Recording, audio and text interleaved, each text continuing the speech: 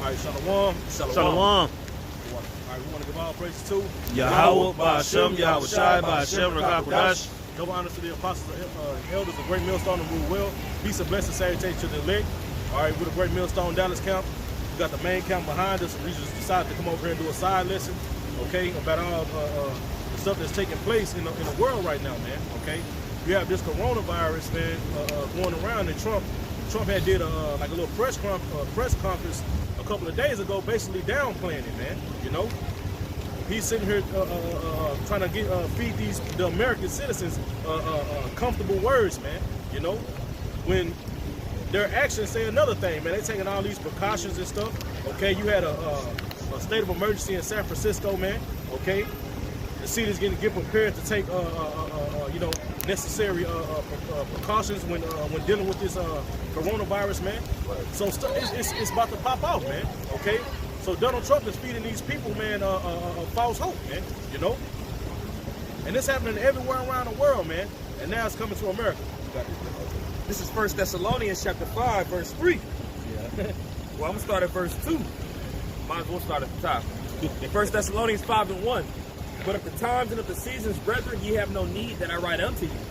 For yourselves know perfectly that the day of the Lord so cometh as a thief in the night. And when they shall say peace and safety, then sudden destruction cometh upon them, as travail upon a woman with child, and they shall not escape. Hey, and that's what Donald Trump is saying all in a nutshell, man. He's trying to comfort the people. He's telling everybody, don't worry about it. And 95% of the people, even the ones that didn't vote for Donald Trump, they're going to hear these words.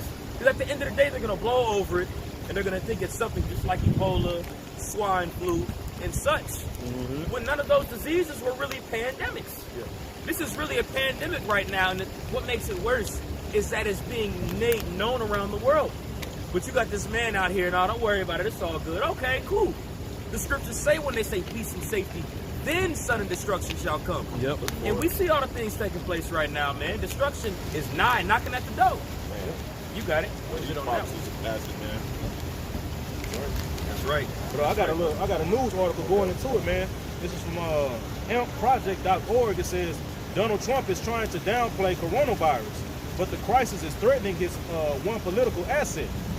Okay, and it goes on to say, as fears over the coronavirus spread, it says, as fears over the spread of the coronavirus tightens its grip, on the world, U.S. President Donald Trump wants to know that everything is under control. He said, and this is quote Donald Trump, man. Okay, this is what he said at their press conference, man. He said, "We have a tremendous success beyond what many people would have thought." He told journalists in the White House briefing room. He said, "We have great experts really in the world, the greatest experts really in the world right here. The risk of the American people remains very low." Okay, so here it is. He's giving these people, like the scriptures say, man, his words are smoother than butter, man. You know, yeah, man. He's giving them those smooth words, man. Okay, trying to comfort them, man.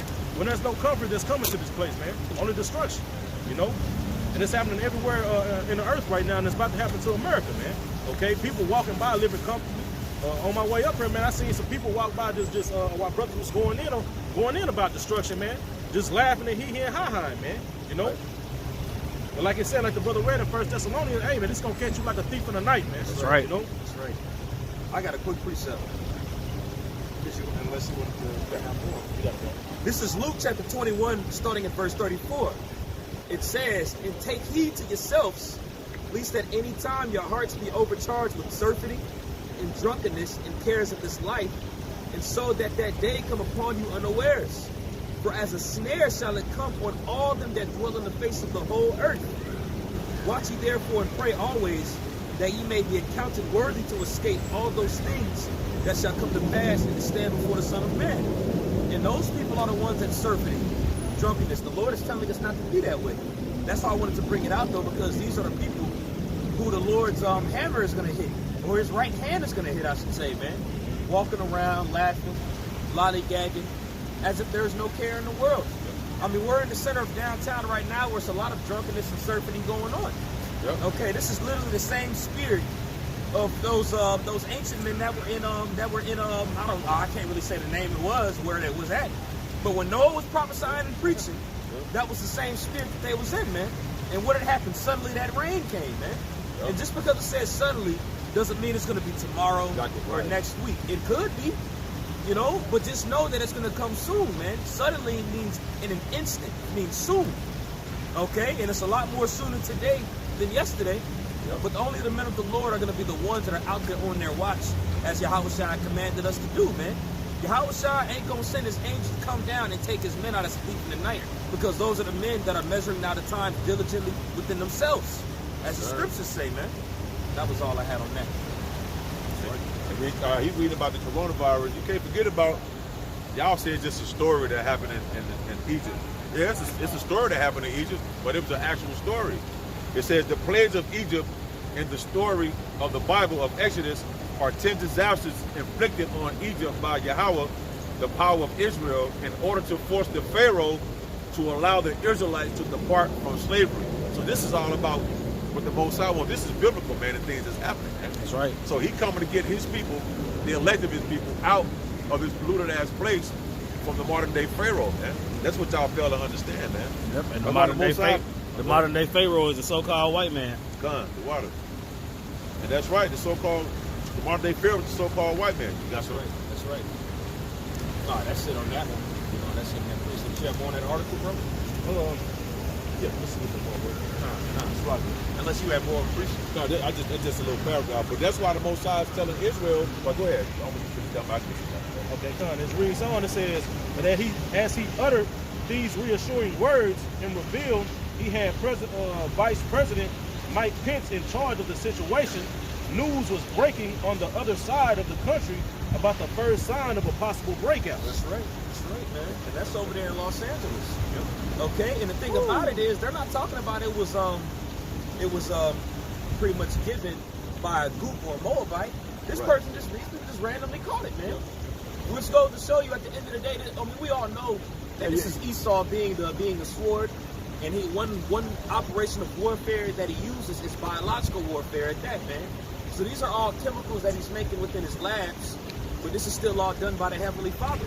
And now we're seeing his word being fulfilled. Those pestilence, just like Egypt, as the brother had said, it's happening right now, man. Yep. It just sprang up over there in California. Just popped up. Just like how these locusts popped up on the other side of the world. And now they're swarming by the size of states.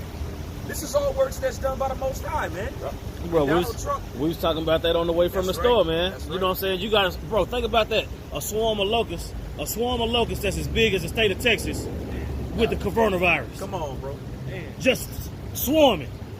Come on, man. That's right. That's possible, man. That's a strong possibility right now. That's when the How About Shimon it's controlling everything. Yep. Yeah. It's funny, man. I watched a Yash Woman video. Now they're saying that they got a chart telling you that if you got a beard on your face, that you should shave your beard. That goes into Isaiah 10:1. Woe to you that decree unrighteous decrees. Right. So what he gonna do? Man, that makes that's proof that the scripture also say that it says about faith. Have faith. Damn. Damn it, man. But it's gonna come a time that just shall live by faith, man. Yeah, that's right. Habakkuk. So Habakkuk, Habakkuk. I had this lesson plan. But yeah, man. Now he's trying to say, cut your beards off and shit. The Moabites who got the shit don't have a beard on their face. They ain't got no beards on their face. But now you got to cut. Hey, come on, man. We know what y'all doing, man. That's why the scripture say we're not ignorant of Satan's devices, man. That's right, man. brother. That's right. And they tell you, when they try to advise you to shave your beard off due to that mask that they say is going to be more so required to wear. That respirator. That respirator, because according to Esau, there's certain respirators that you have to wear in order to get it fitted on your face. You got to cut your beard off, man. Which at the end of the day, man, if the Lord wants you to have this virus or be taken by it, a mask ain't going to help. It don't matter, man. What about the hair on your head? Exactly. Right. On your arm. Right. Yeah, the hair on your head. So you got to shave your whole eyebrows, everything. That's right. Come on, man. Our mask is Yahweh Bashim Yahweh Shai. That's the That's spirit. right. Yep, that's right. the mask. That's the only mask. That's our hedge of protection, as the scriptures say. That's right. And that's what's going to keep us covered, man. Just like how Moses and the rest of those Israelites were covered when all those plagues hit. Yep. This is Egypt all over again. So best believe if we have that blood on our doorposts, we gonna be good. Now I say, somebody get that. The doorpost. Yeah, get the the plagues. The chapter with the plagues. Exodus Yeah, 12. cause we coming in the stead of Moses and Aaron right now. You know what I'm saying? Wow. Going into these plagues coming, and the way that the plagues was set up, it was all these different plagues. But as these plagues continued, the Most High will harden Pharaoh's heart. You know what I'm saying? Matter of fact, get Romans 9 first. Get Romans 9 and go into the Jacob and Esau part where it go into the. Y'all know what I'm talking about. Yeah. I raised Pharaoh up. Okay, fine. This is the All right, this is Romans 9, and I'll start at 15. It says, "For he saith to Moses, I will have mercy on whom I will have mercy, and compassion on whom I will have compassion. So then it is not him that willeth, nor of him that runneth, Right. but the Most High that showeth mercy. Okay. For the scripture saith unto Pharaoh, even for this same, it said, for the scripture saith unto Pharaoh, even for the same purpose have I raised thee up, that I may show my power in thee." That's what I'm saying. He raised up Pharaoh to show his power. He raised up Esau to show his power. You see? Same thing. Same thing. Go ahead. It says, "And that my name might be declared throughout all the earth." That's what I'm saying. So that last Exodus, right? Yep. His name was declared throughout all the world. This time his name gonna be declared throughout all the world. Same concept, right? Nothing new being under the sun. That's right. That's right. All right, y'all got that? Got that Exodus 12, right? Yeah. Go ahead, Boss. I ain't got it. No. Okay. I'm gonna Is that the chapter with the plagues in it? Well, How he did the logos and then how he did the made it. That's what I want. Exodus 7:14. I get this one. Yeah, when it went into all, because what you notice, the plagues went from being, it went from being a game, then it went to being annoying, and then it went to straight death. Just it was a process. You know what I'm saying? That's right. That's right. How all the frogs, you know what I'm saying? All the locusts, the water being turned into blood, all these different things was happening. And each one, Pharaoh had a reaction to it. You know what I'm saying? Some he thought he could dispute with his witches. You know what I'm saying? Coming up against Moses and Aaron. Yeah. You want me to get it? Cut. Okay, this is Exodus chapter 10. I'm going to start from the top. "And the Lord said unto Moses, Go in unto Pharaoh, for I have hardened his heart." Just like we reading about in Romans 9. Yep, that's what I'm saying. But that's what I'm saying. Now, put yourself in Moses' shoes. The Lord is telling us through the Spirit, through the scriptures, through the precepts, Esau. Right. So what we're going to do is we're going to go through this account, but we're going to equate Esau to Pharaoh, and we're going to equate the prophets to Moses. That's right. Let's go. It says, "In the heart of his servants, that I might show these signs before him." That's what I'm saying. And we telling you about those signs. Because all these things that's going on all around the world, we telling you about them before they happen. Go ahead.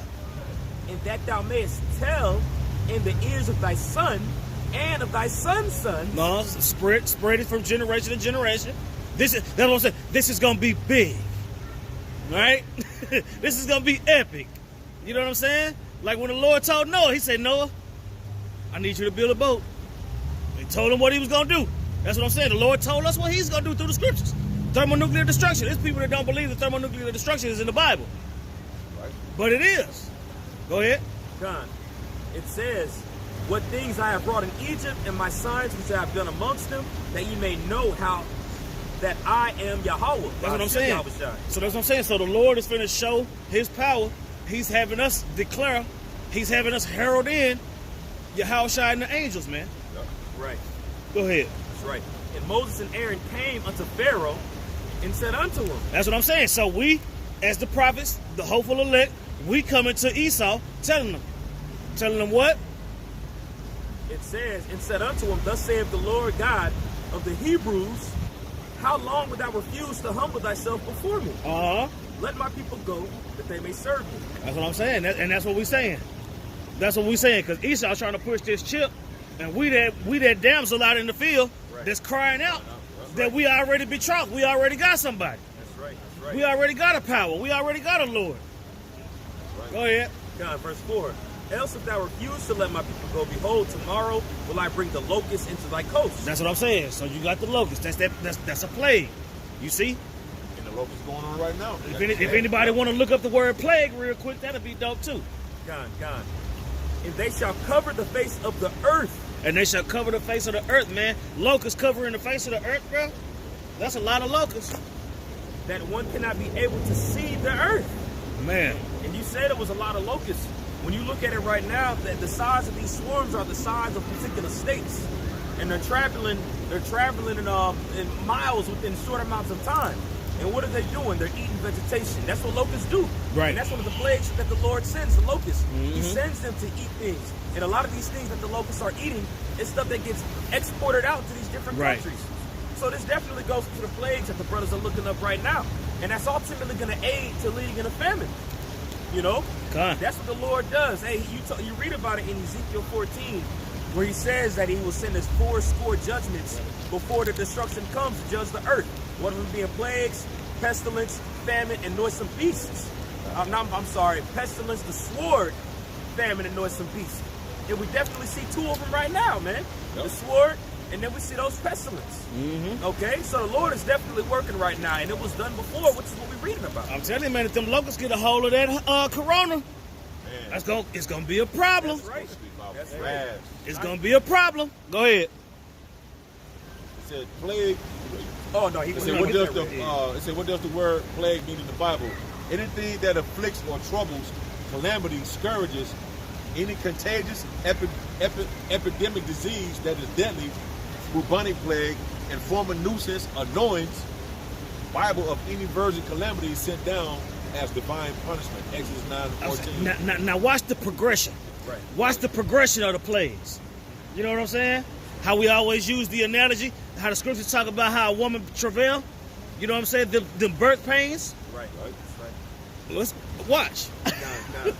This is Exodus chapter 10, back in verse 5.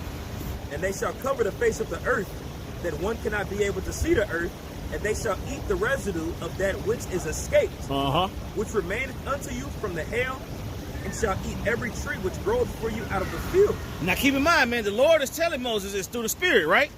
The Lord is telling us through the Spirit.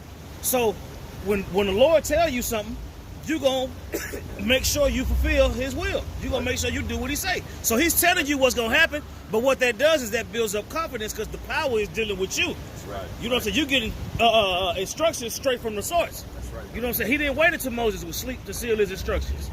You see? He dealt with it. Go ahead. Come. You keep going. It reads, and they shall fill thy houses, and the houses of all thy servants, and the houses of all the Egyptians, with neither thy fathers, neither thy fathers nor thy fathers' fathers have seen since the days that they were upon the earth unto this day. Bro, all them locusts everywhere. Go ahead. And then imagine the plagues back in Egypt. We didn't see those plagues, man. Right. We're reading about them now, but it's coming now again. Right. Twofold. That's In right. what? A land that's spiritually called Sodom and Egypt. That's right. That's right. And it explained that, you know, they fathers nor they fathers' fathers have bore witness to a plague of that magnitude, man.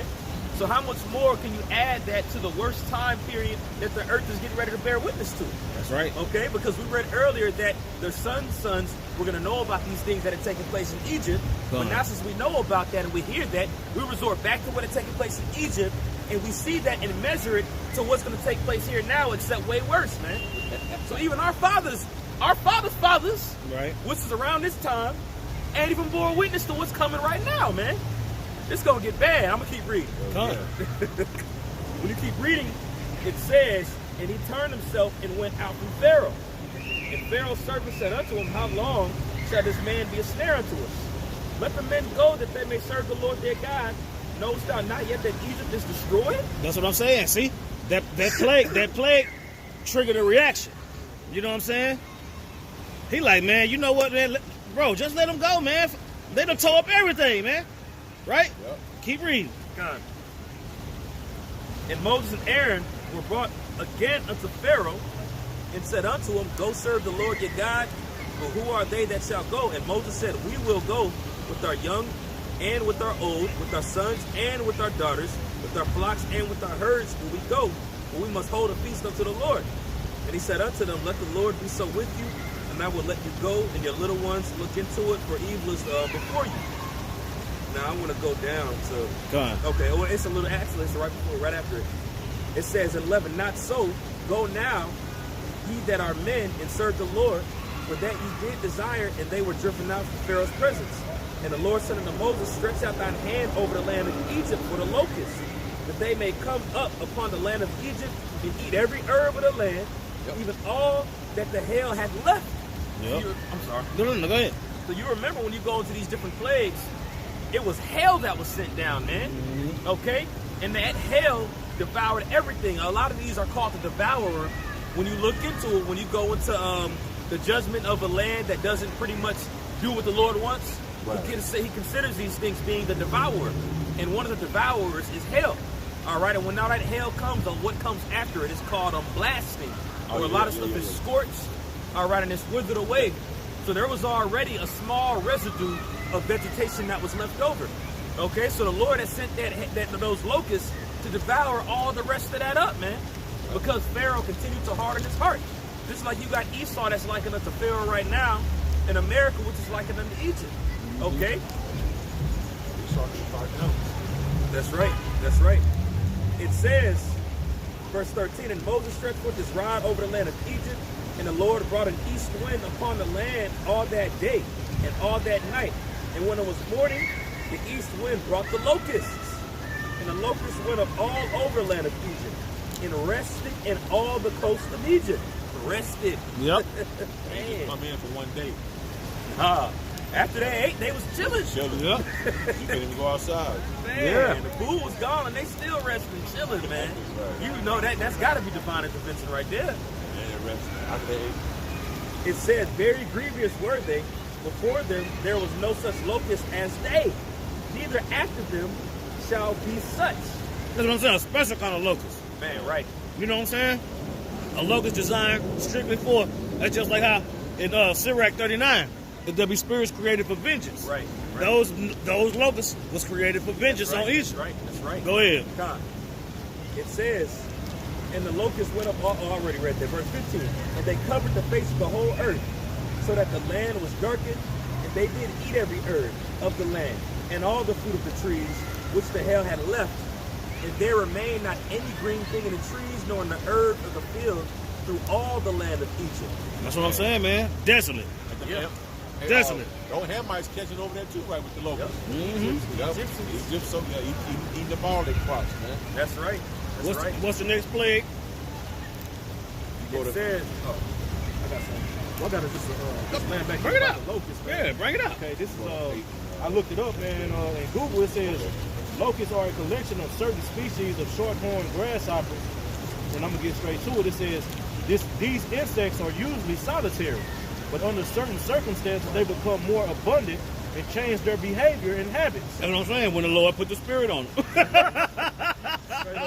right. When the Lord put the spirit on them to do damage, they do damage. Yeah. That's right. That's right.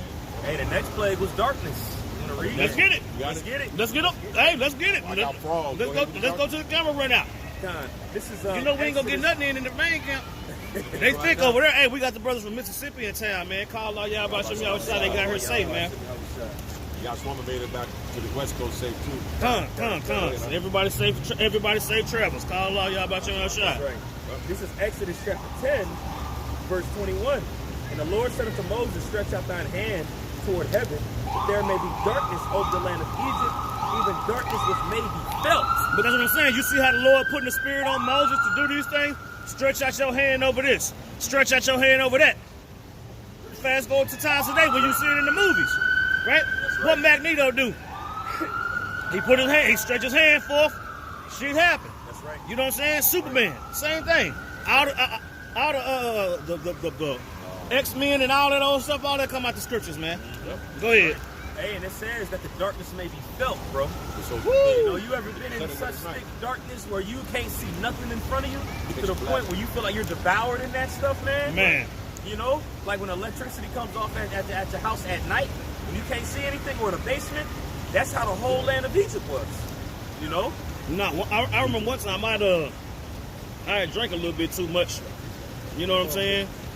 And you know how sometimes you don't have your wits about you. You end up getting up in the middle of the night to go to the bathroom or something like that. Yeah. It actually took me a while to realize because I didn't turn the light on. You know what I'm saying? I didn't want to turn the light on because I didn't want to, you know, I just wanted to go back to sleep. I didn't want to interfere with all that light. And I know my bathroom. You know what I'm saying? But for a second, it was about a good 15, 20 seconds to where I just had to stand there and realize, where am I at? Because it was that dark in there. Yeah. You know what I'm saying? Right. And it was so dark in there that I felt like I had to figure out where I was before I made a move anywhere. You know what I'm saying? Because my bathroom kind of tight. You know what I'm saying? I'd have knocked some shit over and it just really caused it. You know what I'm saying? But I really had to adjust to that darkness. Yeah. Right, yeah. You know? Right. But this darkness is crazy. You can adjust to this, right? Yeah, you know. This darkness, you trying to adjust to something dark, so it's so dark you can feel it. Man, that's thick, bro. That's right. You in Wisdom of Solomon where it goes into that detail. 17. 17. Yeah, because when you go into that, what was going on in Egypt, man, Apparitions. it's the spirit, yeah, because we were speaking on it over there very briefly at the main camp about an hour ago, man. Like, there's demons that are out here, and these people can't see them. But back there in Egypt, when that darkness came, that's when those demons was made manifest. You got that? Yeah, Wisdom of Solomon, I get straight to it. This is the account. This is what was going on in what we're reading about right now with that darkness. This is part of the plagues. This is a plague right here. These demons manifest. That's a plague. I was saying, in that plague, you said scare you, annoy you, all kind of different shit. That's right. Annoyance. This is Wisdom of Solomon 17:2. But when the unrighteous man thought to oppress the holy nation, they being shut up in their houses, the prisoners of darkness, and feathered with the bonds of a long night, laid their exiles from the external providence. It says, for while they supposed to lie hid in their secret sins, they were scattered under a dark veil of forgetfulness, being horribly astonished and troubled with strange apparitions. Horribly astonished, man. And it says strange apparitions. About a scene. Oh, so you remember that movie, The Devil's Advocate? Yeah. With Keanu and Al Pacino? You remember when it got to the point where he could see the demons? See, it's been so long. Yeah. Yeah, because at first it was a presence. You know what I'm saying? Because he was a church boy. Ah, man, the phone just cut off. It died. Yeah.